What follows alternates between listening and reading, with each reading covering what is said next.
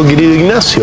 Otra parábola en este sentido, con esta misma, Jesús va a venir al final del Armagedón, o sea, antes, al final de los tiempos. ¿Hace sentido? Sí, pues. Y eso tiene que ver con cuál es la edad.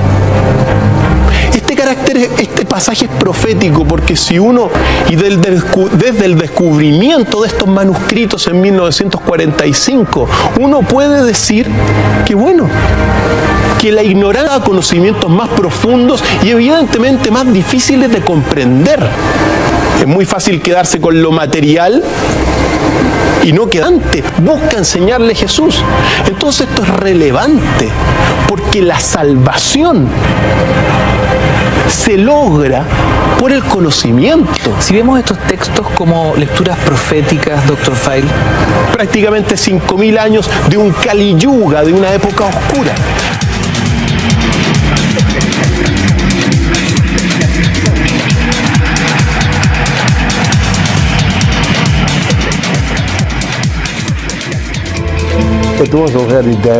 De Isis, de Mitra, de Adón. Es que estamos confundidos en nuestra idea sobre lo que es la vida y te enfrentas con el misterio absoluto del que proviene todo, el misterio que es, cámaras. Genes del cristianismo. Los que los hallaron al principio echaron, cayeron en manos de... Con el director de esta institución, el copto del Cairo. Ahora como gemelo de Jesús.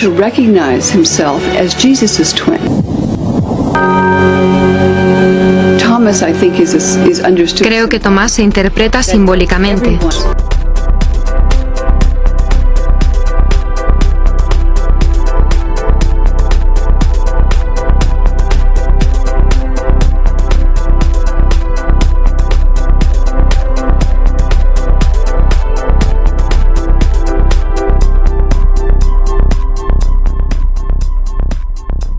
Explicado bastante de una forma muy didáctica. Dice, el reino del Padre se asemeja a una mujer que cogió un poco de levadura, la escondió en la masa e hizo unos grandes panes. El que tenga oídos, que oiga. Es decir, la divinidad, que es la levadura, por así decirlo, está mezclado con la masa del pan. Es decir, el mismo concepto. Tú puedes encontrar la divinidad mezclada con la masa del pan. Está en todas partes. No está solamente en una institución. Palabras de Jesús. Fantástico, querido Ignacio. Otra parábola en este sentido, con esta misma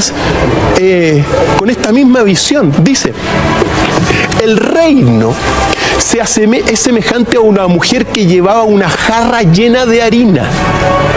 Mientras andaba por un camino largo, las asas se quebraron. La harina se fue vaciando en el camino. Ella no lo sabía, pues no había notado molestia. Al entrar en su casa, puso la jarra en el suelo y la encontró vacía. Es decir, la harina que vendría a ser la divinidad, Dios, está distribuida por todo el camino, Ignacio. ¿Qué día vendrá Dios? Una gran interrogante, una eterna interrogante, diría yo, Dr. Feil. Bueno, muchos esperan la segunda venida de Jesús a la tierra. Y Jesús dijo lo que dijo, pues. ¿Qué dice la Biblia y qué dicen estos textos prohibidos? La Biblia dice que Jesús va a venir al final del Armagedón, o sea, antes, al final de los tiempos, en el Apocalipsis. Digamos, después de la gran tribulación, viene Jesús a la tierra. Es decir, estos son los tiempos para la interpretación mayoritaria de la venida de Jesús a la tierra. Pues bien, ¿qué es lo que dice Jesús sobre cuándo vendrá Dios? Y dice, no vendrá.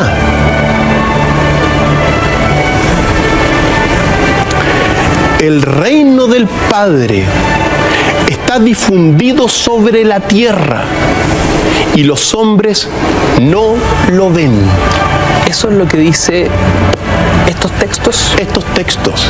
Es decir, O sea, mientras la Biblia indica que luego de la gran tribulación viene Cristo, su segundo arribo, estos textos indican que no vendrá.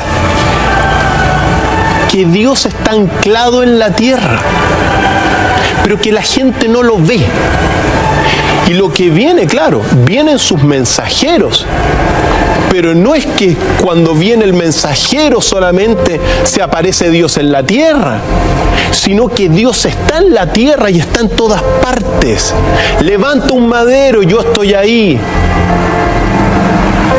Por lo tanto, es muy relevante. Ahora, la gente no lo ve, porque en realidad si uno saca las conclusiones, si realmente el mundo viera a Dios en la tierra,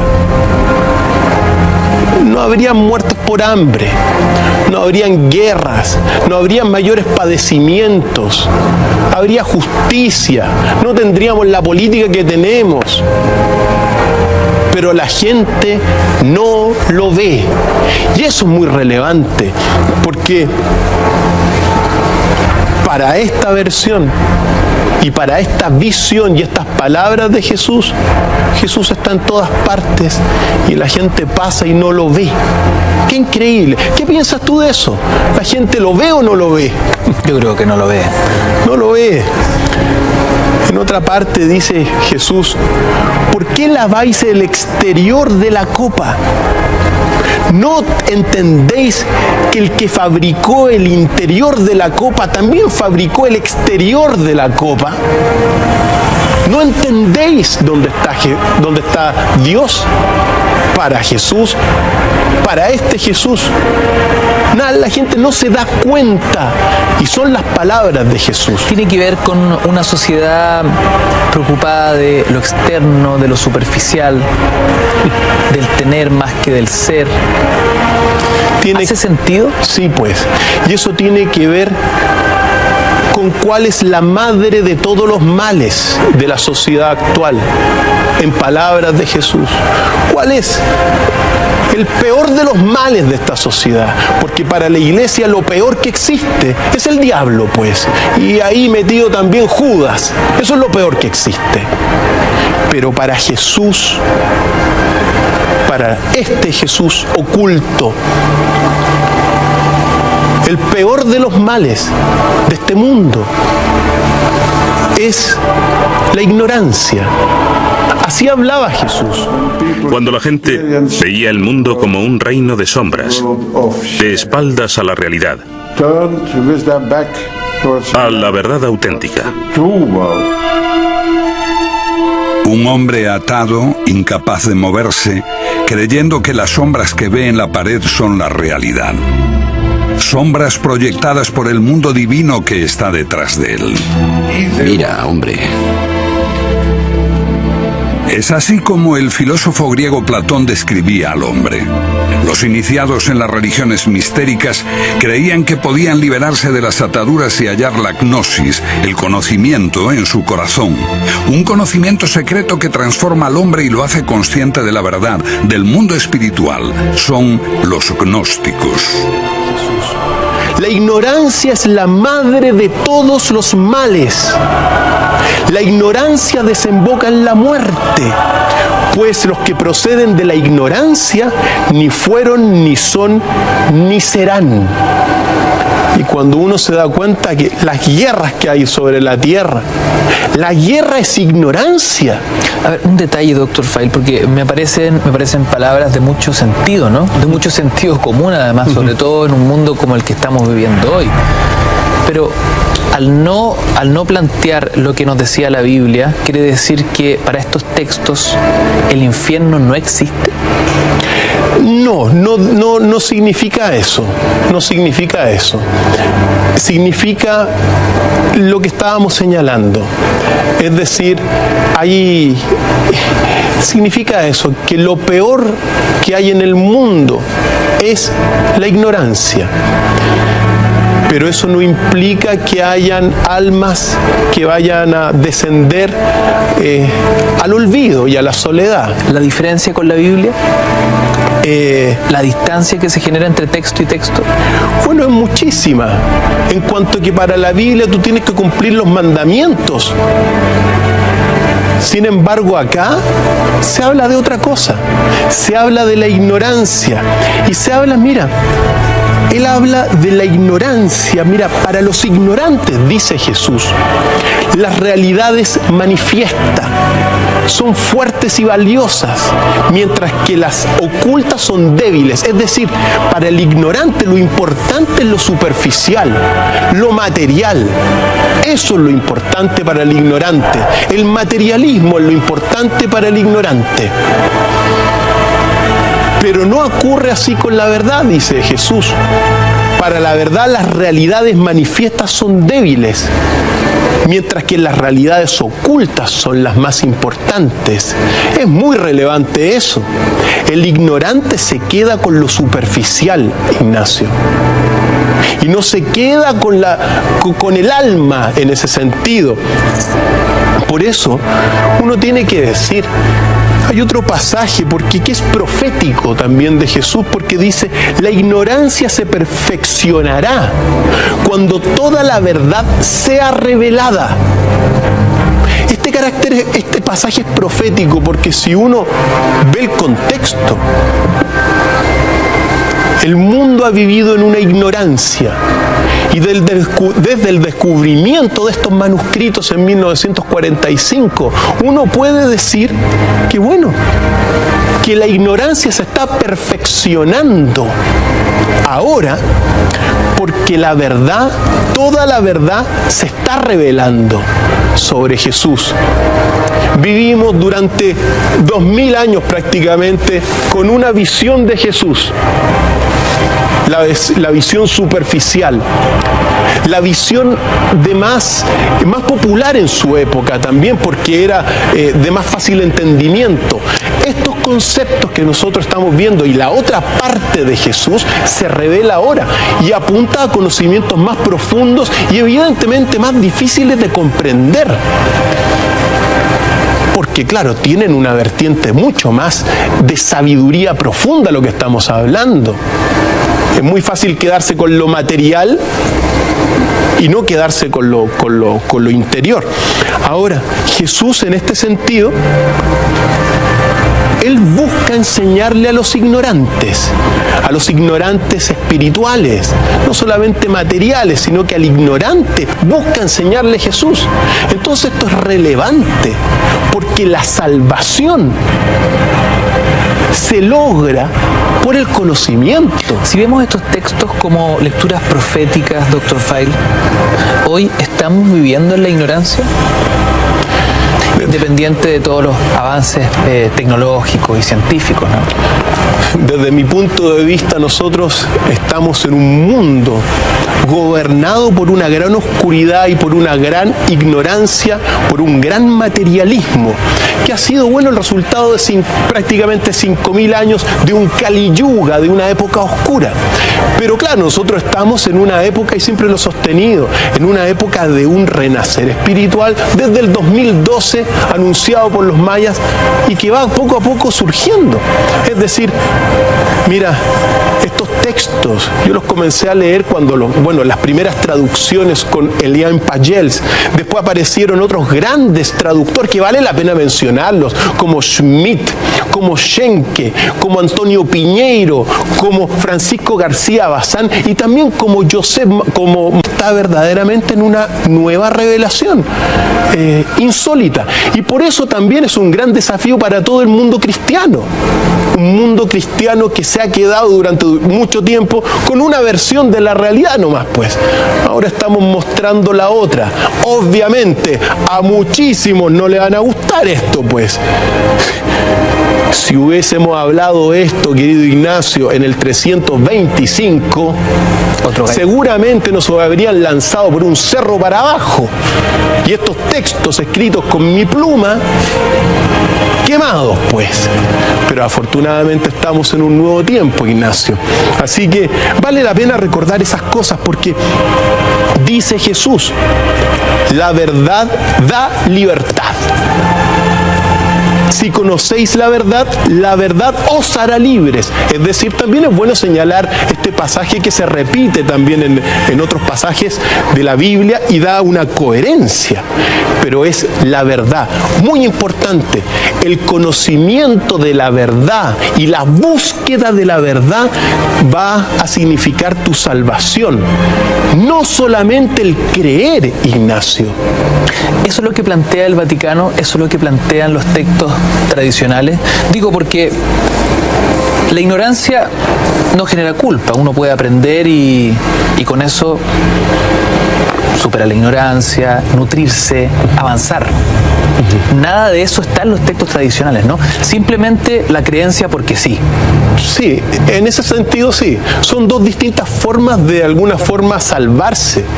La salvación para la Iglesia Católica es cumplir, bueno, con los mandamientos, creer en Dios, amar al prójimo como a ti mismo y seguir las enseñanzas de Jesús que están en la Biblia. Es decir, es una salvación que depende de un comportamiento moral en ese sentido. Claro.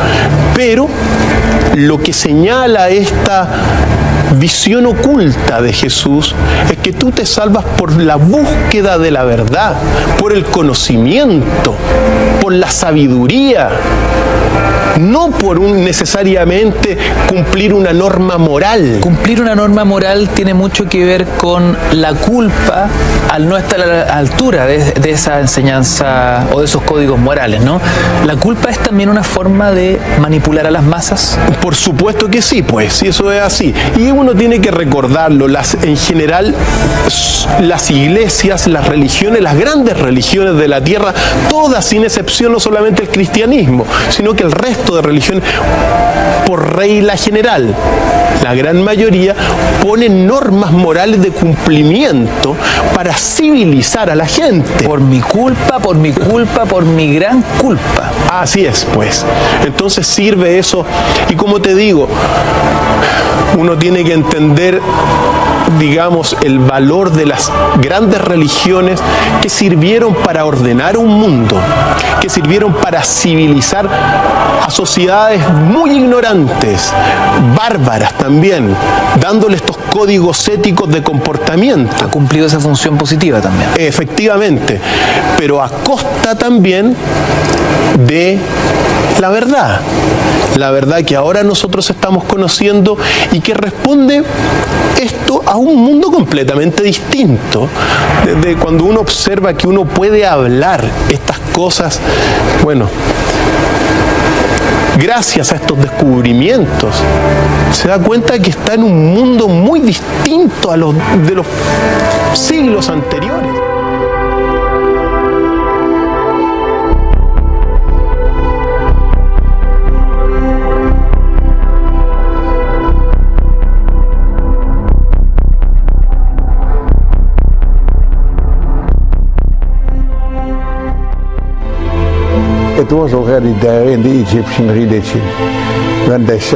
Ya en la religión egipcia se decía que el hombre después de la muerte se convertía en Osiris, se integraba en Dios.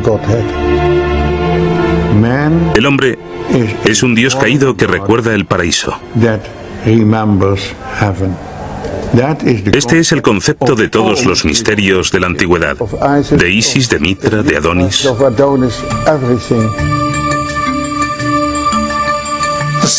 El punto central del gnosticismo es que todos nacemos con una chispa divina dentro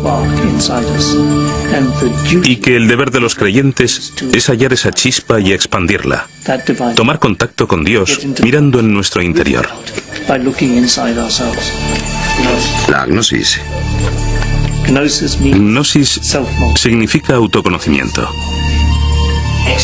¿Qué es autoconocimiento? ¿Éxtasis? ¿Psicoanálisis? ¿Qué es?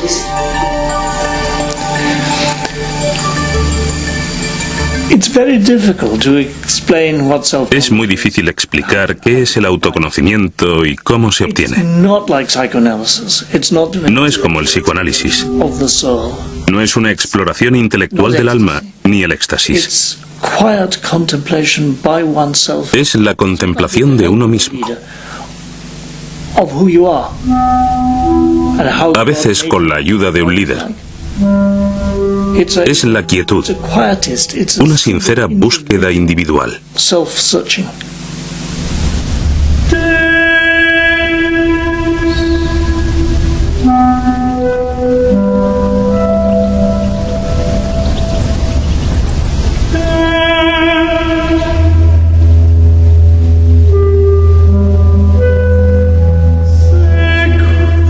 Creo que la idea básica que subyace en el gnosticismo es que estamos confundidos en nuestra idea sobre lo que es la vida y sobre quiénes somos. Adentrarnos en un entorno como este echa abajo nuestros esquemas. Estás cara a cara con el mayor de los misterios, la muerte. La idea de que dejarás de existir como forma física y te enfrentas con el misterio absoluto del que proviene todo, el misterio que somos, el misterio que es.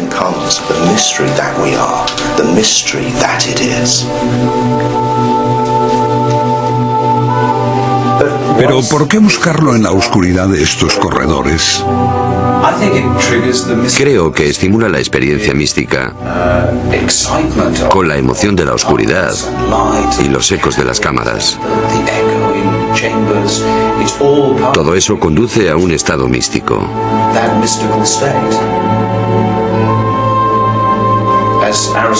Como decía Aristóteles sobre los misterios, no vas allí a aprender, sino a experimentar.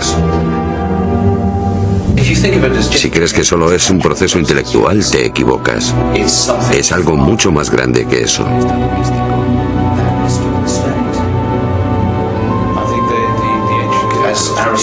Como decía Aristóteles sobre los misterios, no vas allí a aprender, sino a experimentar. Si crees que solo es un proceso intelectual, te equivocas. Es algo mucho más grande que eso.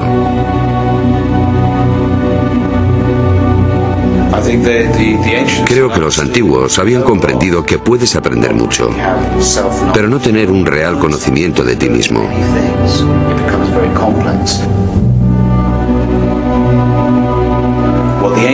Lo que los antiguos buscan es un retorno a la totalidad, el conocimiento de la unidad de todas las cosas. Durante más de 2000 años la gnosis fue reprimida. Principalmente supimos algo de ella por las acusaciones de los padres de la Iglesia. Pero el hallazgo de Nag Hammadi en 1945 cambió para siempre nuestra forma de ver los orígenes del cristianismo. Los que los hallaron al principio los desecharon. Cayeron en manos de traficantes, algunos fueron quemados, pero finalmente llegaron a manos de la ciencia gracias a personas como Gilles Quispert, que llevó los manuscritos más importantes a Europa, y a sus amigos, entre ellos el gran psiquiatra Carl Jung.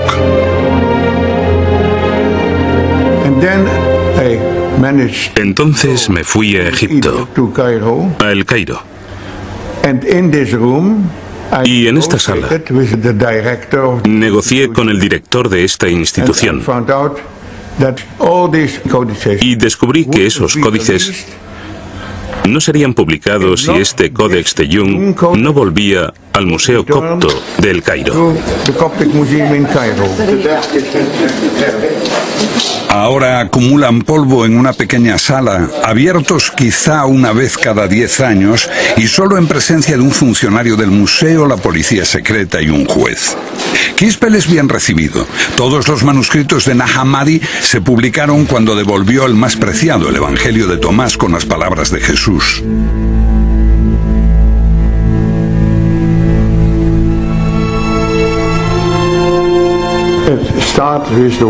Empezó diciendo: estas son las palabras que Jesús dijo y que Dídimo Judas Tomás escribió. Y él dijo: quien descubre el sentido de estas palabras no conocerá la muerte. ¿Quién es Dídimo Tomás? Dídimo Judas Tomás significa Judas el mellizo o el gemelo. Fue uno de los hermanos de Jesús. La tradición de la Iglesia posterior transformó a Tomás en el apóstol que no creía que Jesús había resucitado. El escéptico Tomás fue el discípulo más fiel de su maestro. ¿Fue quien entendió mejor a su hermano? Según el Evangelio de Tomás, sí. Se dio por sentado que no era el hermano gemelo de Jesús en sentido literal, sino más bien que quien lea este Evangelio puede llegar a reconocerse como gemelo de Jesús.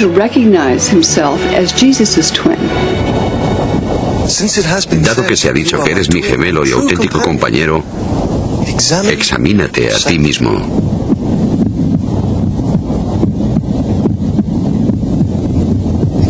Examinarse a uno mismo. Así puedes comprender quién eres.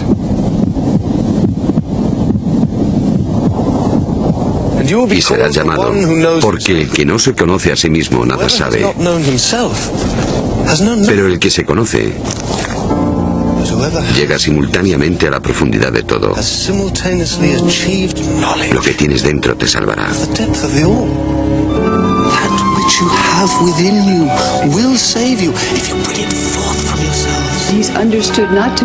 Se dio por sentado que no era el hermano gemelo de Jesús en sentido literal, sino más bien que quien lea este Evangelio puede llegar a reconocerse como gemelo de Jesús.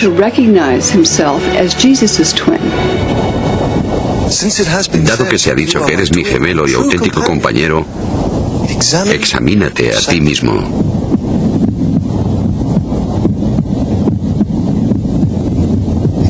Examinarse a uno mismo. Así puedes comprender quién eres.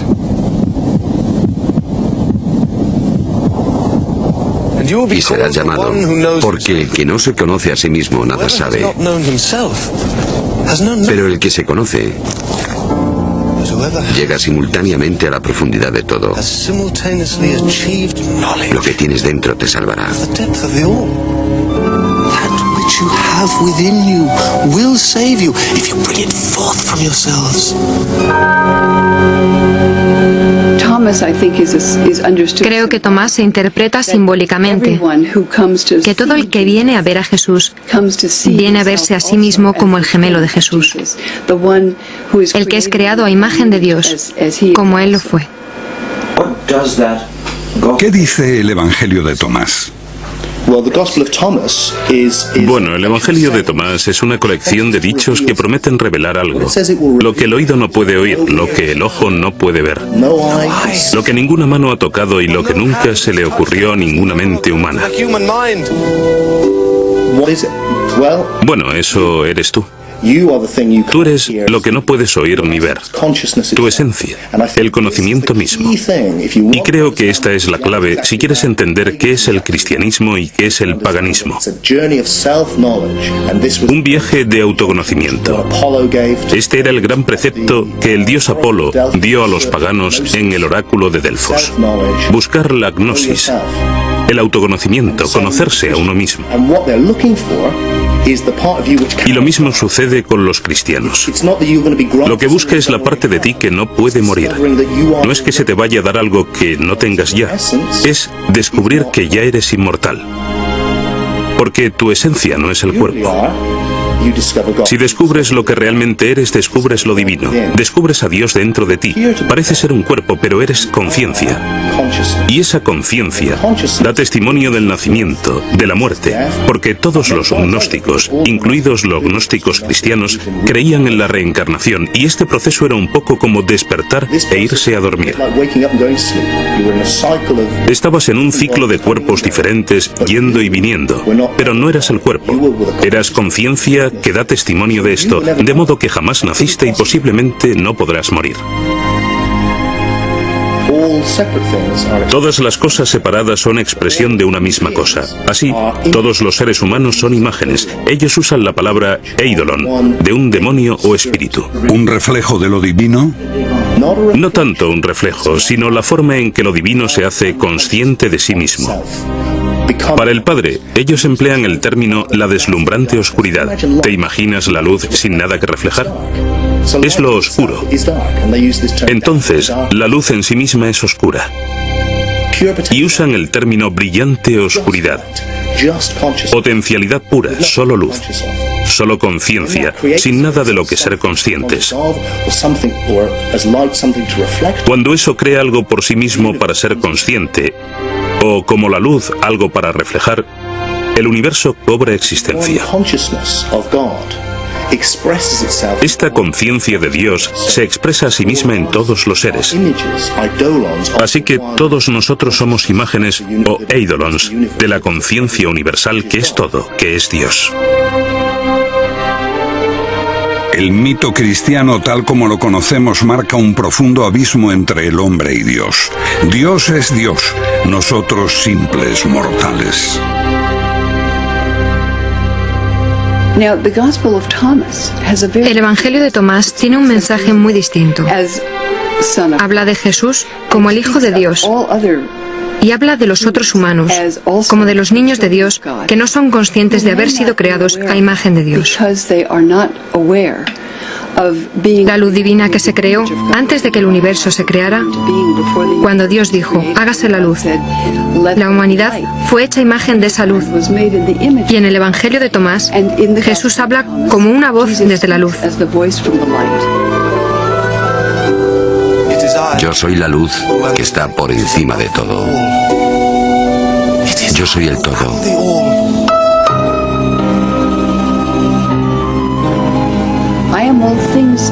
Soy todas las cosas. Todas las cosas salen de mí. Estoy en todas las cosas. Rompe un trozo de madera y estoy allí. Levanta la piedra y me encontrarás.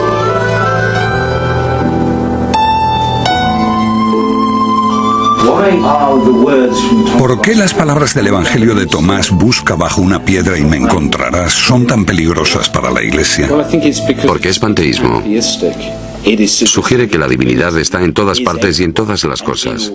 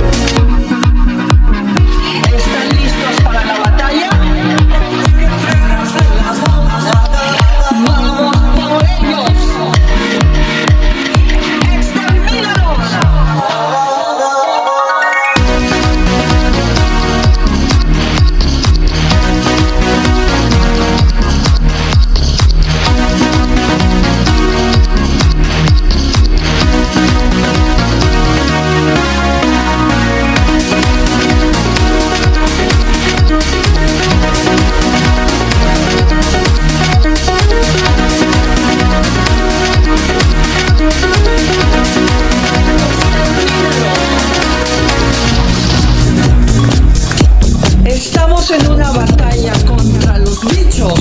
Quieren seguir controlándonos porque nos consideran su alimento. Pero ya no más.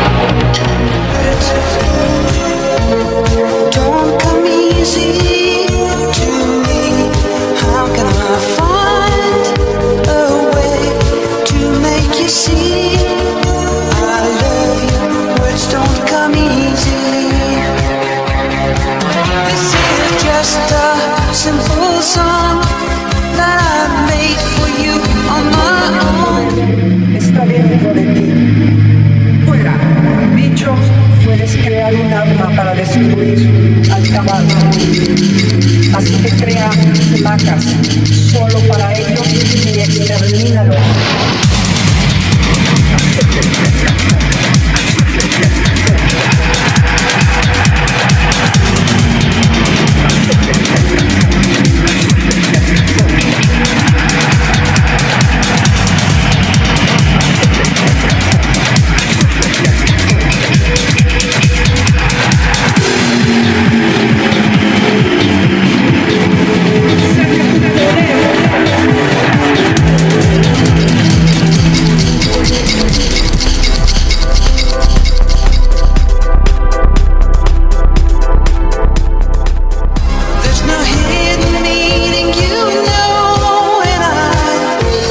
See, I love you,